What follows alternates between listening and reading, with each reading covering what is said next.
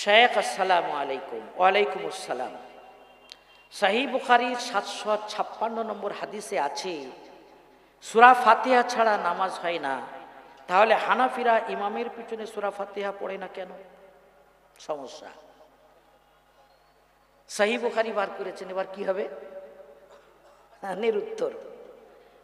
এই যে একটু আগে হাদিস বলছিলাম, ইয়াতুনাকুম মিনাল হাদিস, এমন এমন হাদিস আনবে বিমা লাম তাসমাউ আনতুম ওয়ালা আবাউকুম, যে হাদিস না তোমরা শুনেছো না তোমাদের বাপ দাদারা শুনেছে।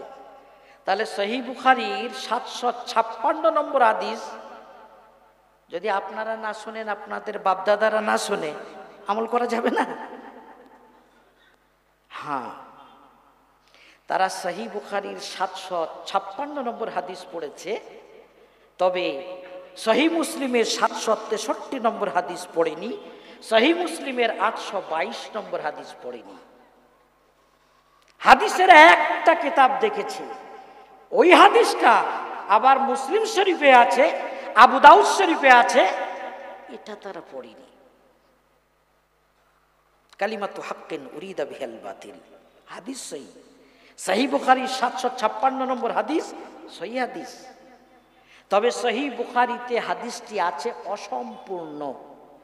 ওই হাদিসটা মুসলিম শরীফে সম্পূর্ণ, ওই হাদিসটা আবু দাউদ শরীফে সম্পূর্ণ। খুব ভালো করে শুনবেন, হাদিস নিয়ে কিভাবে ধোঁকা দেয়া হচ্ছে তার একটা ভালো দৃষ্টান্ত। সহিহ বুখারীর 756 নম্বর হাদিসে রাসূলুল্লাহ সাল্লাল্লাহু আলাইহি সাল্লাম বলেছেন, লা সালাতা লিমান লাম ইয়াকরা বিফাতিহাতিল কিতাব, যে ব্যক্তি সূরা ফাতিহা পড়লো না বা পড়বে না, তার নামাজ হলো না বা হবে না। তো আমরা হানাফিরা ইমামের পিছনে সূরা ফাতিহা পড়ছি না, তো আমাদের নামাজ হচ্ছে না, এতটুকু বুঝলে হবে? ও বুখারীটা তো আমরাও পড়াই।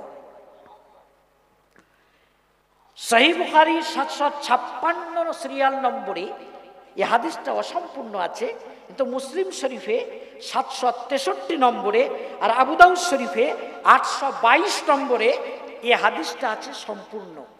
আন উবাদাত ইবনে সামিত قال قال رسول الله صلى الله عليه وسلم لا صلاة لمن لم يقرأ بفاتحة الكتاب فصاعدا।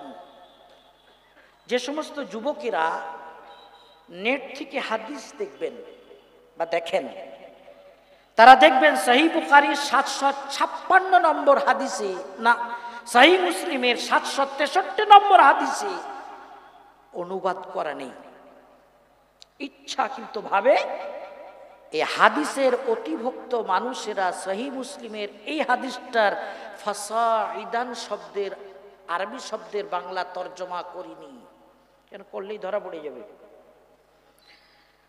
বুখারী শরীফে আছে যে ব্যক্তি সূরা ফাতিহা পড়ে না তার নামাজ হয় না, আর মুসলিম শরীফে আর আবু দাউদ শরীফে আছে যে ব্যক্তি সূরা ফাতিহা ফাসাইদান এবং তারপর আরো কিছু আয়াত বা সূরা পড়ে না, তার নামাজ হয় না।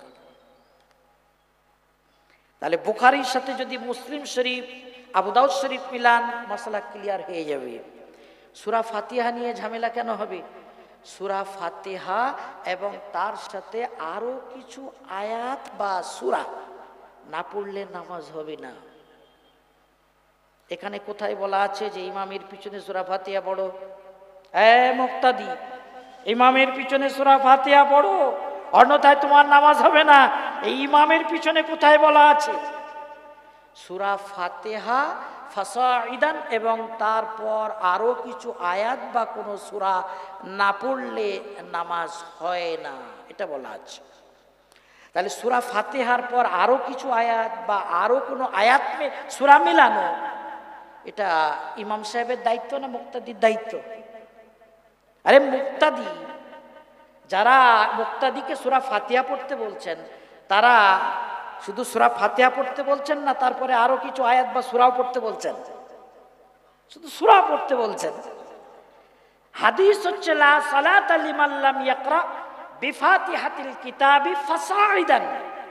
তারা ফাসাইদান এই কথাটা সুনানে এই সহিহ মুসলিমের 763 নম্বর হাদিসে আর সুনানে আবু দাউদের 822 নম্বর হাদিসে আছে, এটা পড়ছে না, শুধু বলছে সূরা ফাতিহা ছাড়া নামাজ হবে না।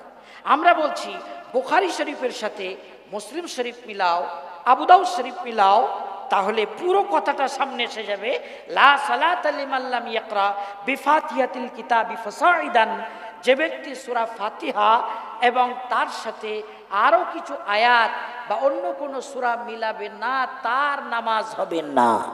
আর এটা তো ইমাম সাহেবের মাসআলা। মুক্তাদির সূরা ফাতিহার পর আয়াত মেলাতে হবে কি সূরা মেলাতে হবে, এর প্রবক্তা কেউ নয়। সুতরাং এই হাদিসটি মুক্তাদি সম্পর্কে নয়।